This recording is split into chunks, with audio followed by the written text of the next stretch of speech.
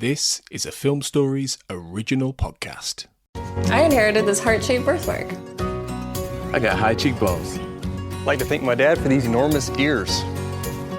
I got this secret tooth. We all inherit something, like the risk for breast cancer. A tendency for high blood pressure.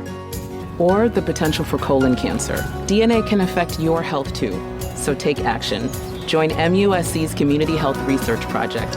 Visit nrdnasc.org. Hi, I'm Chris Carter, creator of The X-Files, and you're listening to The X-Cast.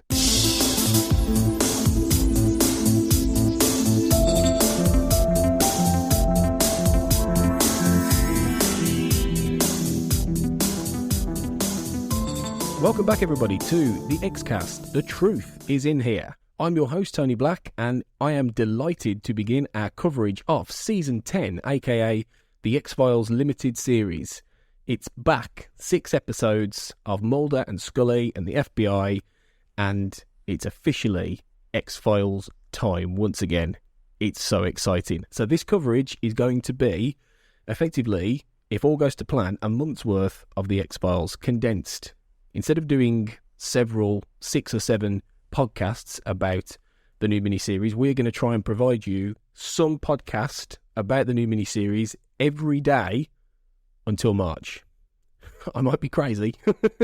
This might send me over the edge, but I think it's worth it because we never know. We don't know if this is going to happen again after this year. This could be the final hurrah. Let's hope not.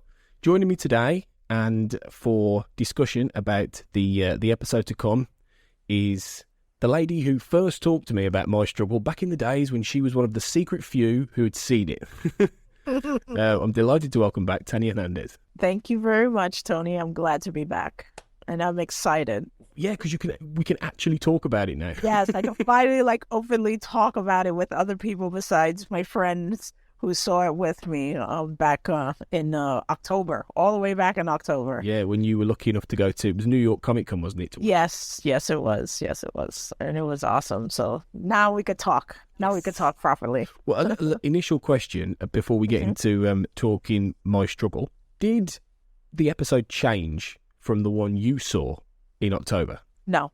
It was exactly the same. Okay, because I did wonder that. I thought, did they tweak things since those showings or anything like that? It's been a few months. Yeah, I was wondering myself. I was thinking maybe they might adjust things a little bit, put more of that politicalness in there since more of the craziness has continued here in the States with that Republican guy or whatever. I don't even want to mention his name because he just infuriates me, but... But no, it was pretty much the same. It was the same episode, and it was the same one that I saw in October. Awesome. Well, today, in the first day of the Season 10 coverage, we're going to discuss a specific character each day, or a specific writer or director. We'll see how we go. But for the first day of the Season 10 coverage, we've got to cover the main man. Right. And that is Mr. Fox Mulder. But before we do, very quickly... Okay. Did you enjoy my struggle when you watched it now on TV? Yes. I enjoyed it, one, because since it had been so long and I wanted to see it again after I saw it in October because I missed a couple of little things. So it was great to watch it again because I got to catch up on those things. Also because I had it on the DVR. So after it was finished, I rewound it again and rewatched bits and pieces of it that I really wanted to see again. So I really got a chance to really absorb everything that happened because I don't know if you know, I think I mentioned that I felt like I wished that the episode was an hour and a half because they kind of crammed a lot in a short amount of time. It was still paced really nicely. It wasn't too confusing, but with the change in the mythology a little bit, they kind of crammed in a lot of information in a really short amount of time.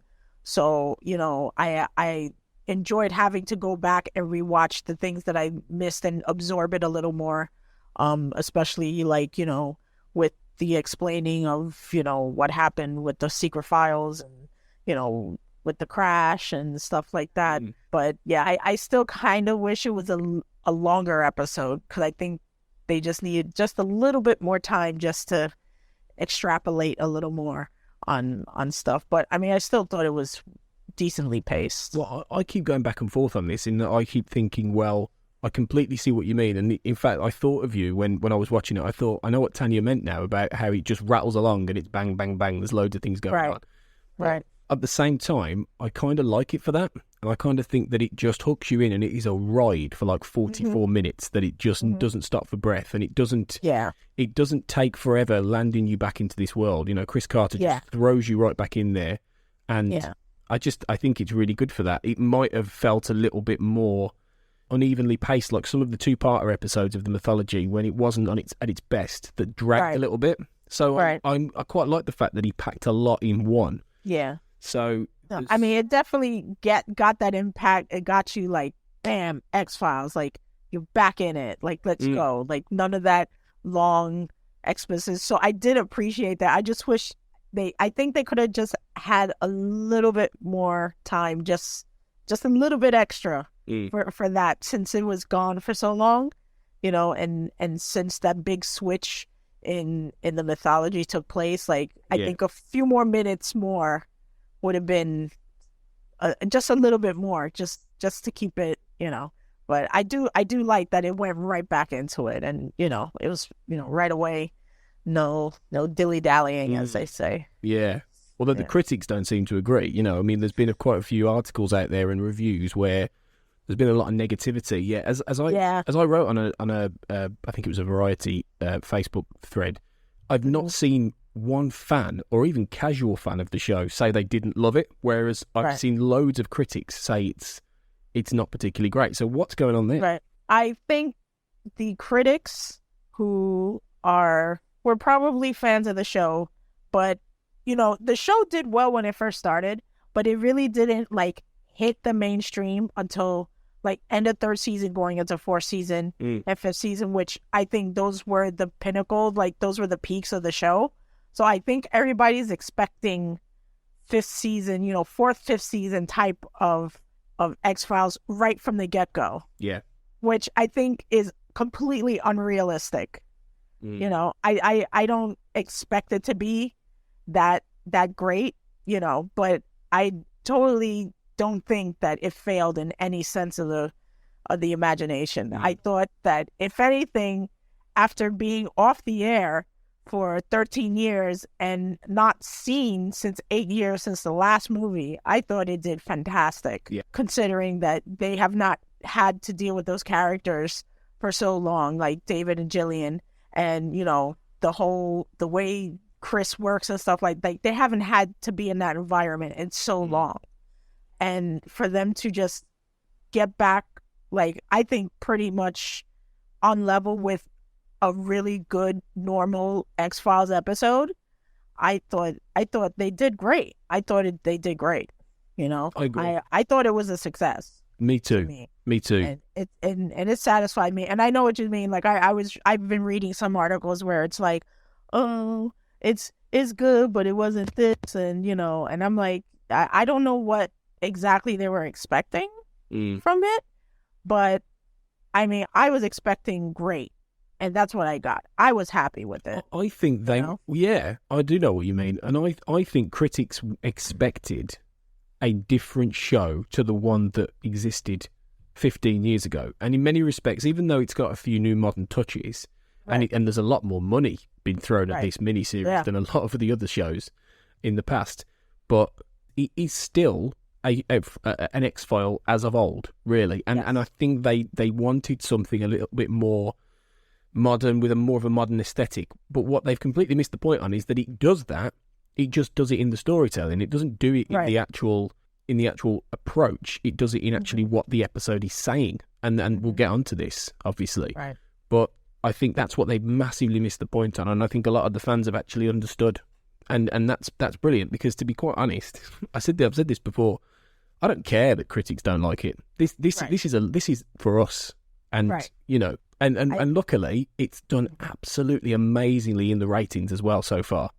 So I think people are saying, well, we like it. Yeah, I agree. I don't even understand like what they're expecting from it. I'm still trying to wrap my head around it, but it's X-Files. I don't want it. I didn't want something different. Like, I don't want Bones. I don't want, Lorne. I want X-Files. That's what I want. That's what I've been waiting for, And the last movie tried to do that where it was like trying to make it different. They weren't in the FBI. They didn't have their resources like they normally did. They had to work with the FBI, and it just didn't work. Like, it did not work. No. So, thank God Chris realizes, okay, if we're going to do this, we have to do it. They have to be back in the FBI. They have to do this. It has to be X-Files again. I have to go back to what I did before, at least in terms of how they work together. So that's the whole point of this revival. That's the whole point of this revival. We're in the modern time, but we're still going to remember where the show came from. You know what I mean? And that's what I want. Yeah. That's exactly what I want. Same for me, exactly the same. And that's what my struggle delivers. So before obviously Mulder and Scully end up back in the FBI, there's a bit of a journey for them both to go on. And today, as I say, we're going to focus on Mulder himself. Okay. And we're going to track his journey throughout this episode. So obviously when we first see Mulder, he is still in his basement house that he's converted into his own personal office. Right. And he's been there for quite a while, and he's brought out by Scully through, partly through Skinner, who we haven't seen at this point, but he's brought into the orbit of Tad O'Malley. So obviously Mulder's in an interesting place, isn't he, when we first meet him here? He's not quite the man he was, is he? No, he seems like a more paranoid, now he seems like a typical, like stereotypical paranoid alien conspiracy freak. He's put tape on his laptop's camera because he doesn't want Big Brother to see him. He's watching some kind of a True Squad type of YouTube channel where, they're showing about different conspiracies and stuff. He's, surrounded in his world with the newspaper articles and stuff. But I mean, he was kind of that when he was in the FBI, but now it seems like he's sunken deeper into that world, So he is a much more of the people that he used to go to for information. He seems like he's become that type of person now. Like, he's totally like lone gunman now. Yes, I was just about to say that. He's become one of them, hasn't he? He's become one of the fringe guys soaked in conspiracies. And that like talks with their hand over their mouth and, type of thing. Yep. And he's also, kind of just, he was going through this in I Want to Believe, but it was obviously, what's interesting is that there's no mention made of the reasons why this happened. One of the big things that my struggle does, probably for the good, actually, it's probably a good idea, but it very much skips over the reasons why they were at the FBI. The whole thing about how they were effectively told they have to basically go into a certain element of hiding, otherwise they will be killed by the aliens in the FBI. That has been quietly, so far it seems, forgotten. Swept under the rug. Swept under the rug, probably for good, because it would take a hell of a lot of reintroduction to try and explain that to people who haven't seen the show for 15 years, and probably a lot of the people watching this didn't watch those late episodes where all that was going on. Right. But they probably stopped watching when Mulder went out of it, probably. David Duchovny left, if not before. Yeah. So, it's very much a revival without being a reboot. So it kind of just sidesteps that. But Mulder, it's like he's now just been a little bit forgotten. And it's interesting how Tad O'Malley, who we'll talk about later in more detail, he's the one who brings Mulder out into the light again. And obviously here we find out that, his relationship with Scully isn't what it was either, and that they've split up because they were together in I Want to Believe. Mm-hmm. So the reasons why they split up, I think, is interesting. How, as Sveta later says, that when she's possibly mind reading Scully, about how his depression caused Scully to leave. Mm-hmm. And I think there's an element of realism to that. I don't think she would have been able to stay with him when he's lost his passion, because it was his passion that drew her to him. Right. Absolutely. Yeah. I mean, she says it in the episode too, when she's discussing it with Tad, that, he was, one of the most exciting yet infuriating relationships that she's ever had. but she enjoyed that. Like she enjoyed that, I guess, conflict that she used to have with him. The opposites, but like they say, opposites attract and stuff. And now that at that point when he kind of lost it, like he just kind of gave up, I would almost say, maybe that kind of drew her away from him and was like, it can't be like I can't, she's got her own shit to deal with. You know what I mean? Yeah. And you see that later in the in the episode and in the second episode too, how she's had to deal with her own issues.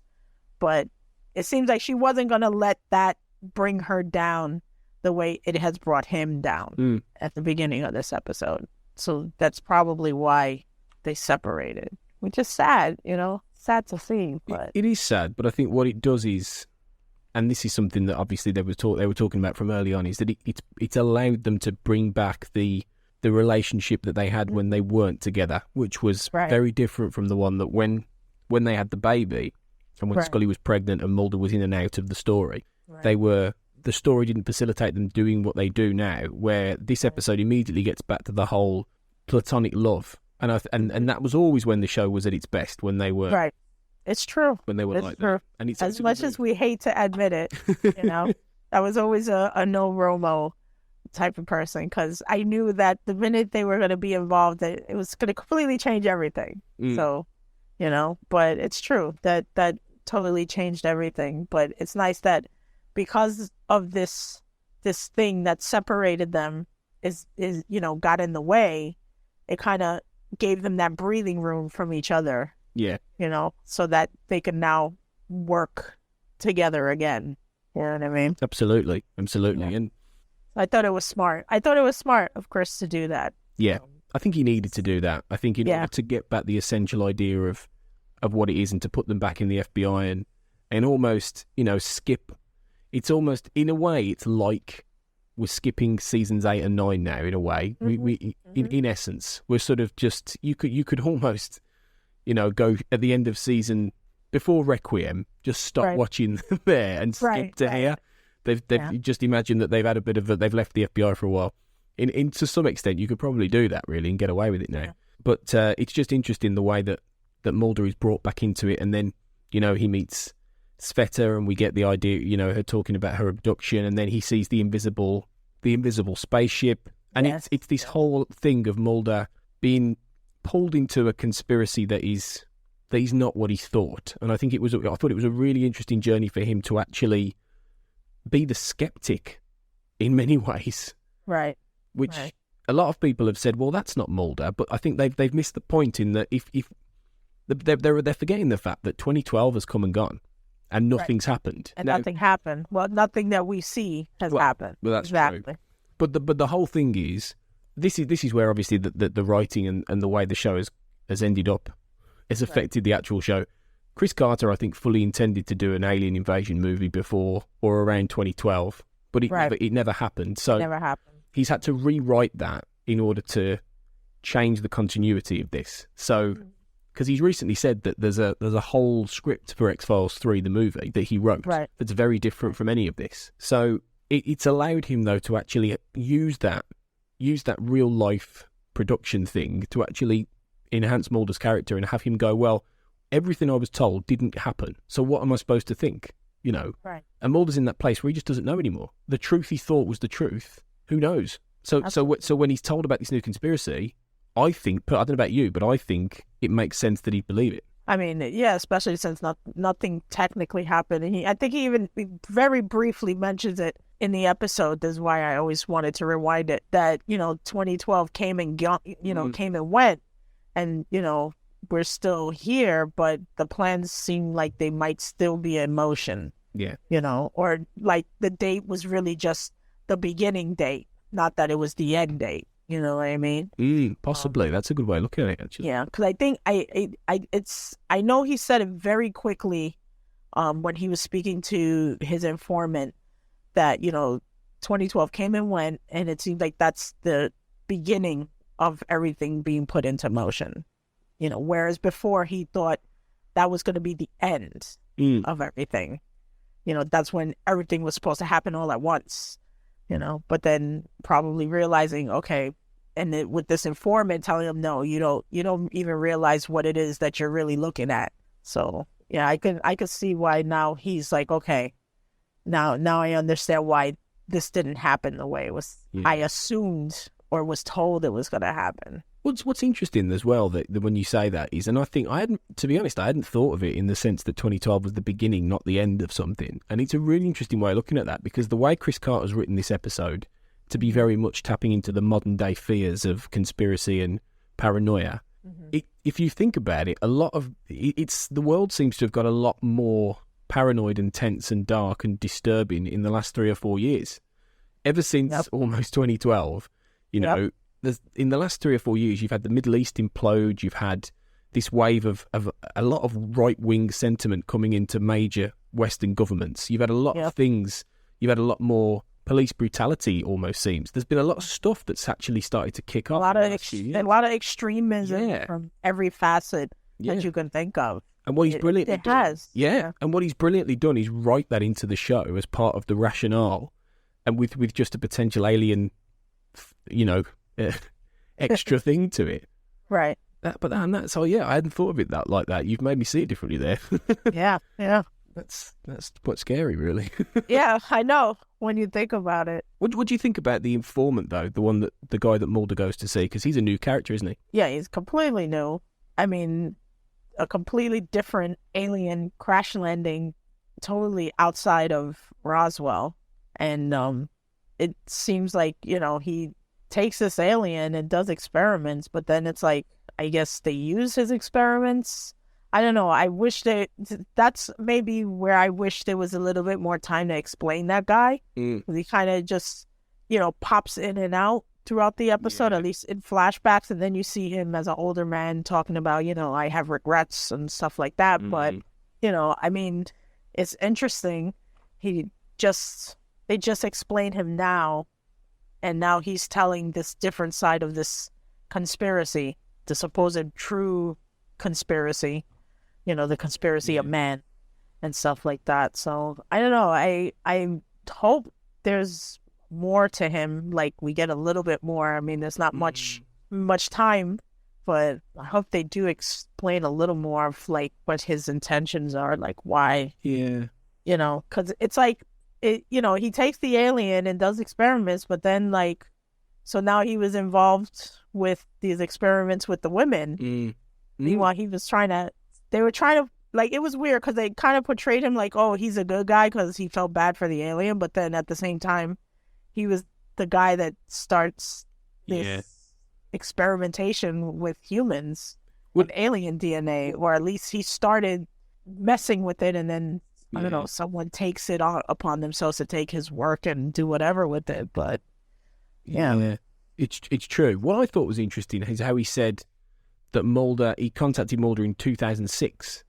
Yeah. And that means chronologically that's before I Want to Believe. So was that the reason that Mulder, by the time of I Want to Believe, had his little basement office with all the, you know, retroactively? I don't think obviously when I Want to Believe was written, Chris Carter knew this was going to be written. Right. But if you look at it back retroactively, you could almost say that Mulder was doing all that then and in his little office because this guy had come to him and said, look, you know, you've got to stay in hiding, but I have like information, you know. Right. But does that mean for the past 10 years they've been setting Mulder up? Because, you know, the question is whether or not this is true, because it's this new mythology that in many ways invalidates a lot of what we've seen. That guy says at one point, the contact says, oh, you know, all the nonsense about alien rebels fighting each other with fire. Right. It's like, well, with fire. But that wasn't originally a foolishness. That was very much. I mean, how if this isn't true, how can you possibly explain the bounty hunters and things like that? Right. They are alien. Black oil. Yeah. Yeah, and the black oil. You didn't see the black oil with the alien at the Roswell-ish crash. Right. So how do you explain all that if this has just always been a conspiracy of men? Which makes me think that Mulder is buying into something here that isn't quite what it seems, and that he's being fed a lie. That you know, for whatever reason. Another one. Yeah, another well, one. I mean, it seems like to me, from the way I understood it, like when the guy is talking about the crash landing that he went to go to, was that these aliens did not intend to harm us, but we didn't know anything at the time. Because that's the other thing the only thing that's kind of confusing me is, when did this crash landing happen in terms of when Mulder's father and the syndicate had that accord with, are they two alien species? Yeah. One that's more harmful than the other. You know what I mean? Yeah. That these were two completely separate, incidences where one was approached by this new species and the other one kind of came and accidentally landed there. I don't know. It's possible because if you think about it, that it all depends on who's lying. Right. Right back in season 1, I think it was the season 1 finale, and in fact there's a callback to this with what the old man says, that Deep Throat tells Mulder that Roswell was a smokescreen, and that the old man says that, and Mulder says, "I've heard that before," at which point I went, Deep Throat reference. Yeah. I was very excited. But then, so for years, Mulder was led to believe that Roswell was just a smokescreen, that there were other things. But then when the Smoking Man is unveiling all of the mythology to Diana Fowley in season 6, he talks directly about how Roswell was the crash where they got the embryo that then led to all the experiments. Right. So, I'd be more inclined, to be honest, to think that Smoking Man was lying his way through everything, because we only have his word to go on for a lot of that stuff. And it's also it was then that the syndicate in the 70s made the deal.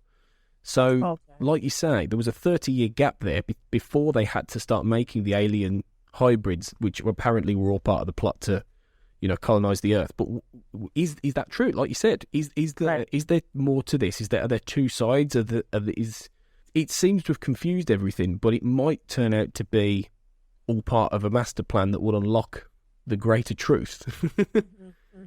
But the ultimate, I guess. Maybe. Yeah. But it's very. Yeah, but I hope we get one more couple of scenes with that guy, because I did find it fascinating that that there was someone else that empathized with the aliens, but at the same time he was still involved in this experimentation, because he did take the body. Like, what if he didn't take the body and that guy just burned it like they originally intended? Yeah. You know what I mean? Exactly. So he obviously had something to do with this, messing with the DNA and, trying to splice it together with human DNA and stuff like that. So I don't think he's such a innocent in all this. Like, I don't fully trust his intention to help Mulder if he was involved in that from the get-go. You know what I mean? No, I agree. But obviously Mulder's buys into this enough that by the end, he's hook, line and sinkered with it, even though the end, in typical X-Files fashion, ends with very little evidence. Except, obviously, the crucial thing about Scully and her DNA, which we'll talk more about when we speak about Scully. Yes. But, it's interesting how... Do you feel there's enough now on the table for Mulder to logically need to get back into the X-Files? Now he's got his opportunity. Do you feel there's enough that's dragged him back in, enough solid reasons for why he'd go back and he'd start investigating all this again? If I just based it on my struggle, I would say kind of, but I wish they would have given him a little more to justify it. But since even though we're not talking about it, but when you see the second episode, I think that is like, okay, now I see why he's really in it. Because even though the second episode is considered a Monster of the Week episode, it links directly into the mythology. Yeah, it does. And that one kind of shows the motivation for both of them to want to find out to get back into this. So, if you just base it on just my struggle, you say, yeah, I could see it, but I'm not you wouldn't be fully convinced. But when you see Founder's mutation with it, then you say, okay, now I see why they're trying to get back into this. Now I get it, Yeah, and we will definitely get to Mulder in Founder's mutation down the line as we do the coverage, absolutely. But yeah, you're absolutely right there. And I think finally, before we wrap this up about Mulder, David Duchovny, I think he starts a little bit shaky at the beginning, but then he really gets into his mojo and he finds Mulder again. Yeah, I think both of them. They even said they had a hard time getting into it, but then something happened in the middle of there, and then like, okay, I got it. Like, and he just jumps right back in. And I think more, again, I feel like I keep bringing up the second episode because I will say, honestly, like, I thought the second episode was better than My Struggle. Like, My Struggle was great. Yeah, but I thought the second episode did a really good job and was, like, executed better. And I thought the characters were, like, more, like, on, like, they were in their characters more in the second episode. But I could see by the end of My Struggle, like, yeah, they're both in it now because they picked it up. But yeah, in the beginning, I could see David was you could see both of them were a little shaky in the beginning, but I think they caught it at the end. And then, you know, I'm sure as they were filming, the rest of it just ended up being like, you know, riding a bike like nothing, you know? Yeah, oh yeah, definitely. But I think that kind of helps because, you know, it goes into the fact that these two weren't together for so long. So just like, you know, when a couple that's broken up, they kind of run into each other type of thing. It's like, have that awkwardness with each other. So I guess it kind of worked in their favor, in the character's favor. And then by the end, you know, they're like, okay, you know, they just get back into that rhythm with each other and stuff like that. So no, it's very true, very true. And they, you know, the thing with Mulder is that he's aged. David Duchovny obviously has aged quite a bit, and Mulder has aged with him, and you feel that, and you get that sense, and it works, and he has that sense of, you know, dubiousness about everything. You know, time has made him a bit weary and a bit, you know, more cautious about what to believe, but he still believes, and he's still that guy, and he's still got the charisma and the verve. And when he's telling Scully, I know what I'm doing, you're with him, you know. Yeah. And you're like he's yes. Like, yes. Completely. You got it. And she needed a little more convincing, but at that point when he's like, I know what I'm doing, it's like, okay, he's back. Yeah. He's back. He's back. Yeah. Well, that seems the perfect place to end our first little look at season 10. Mulder is back. We'll be back tomorrow with a look, obviously, at the other side of the coin, and we'll be taking a look at, from My Struggle, the journey of Dana Scully. So, thanks, Tanya. Thank you very much, Tony. My pleasure, and we'll see you then. Remember, trust no one.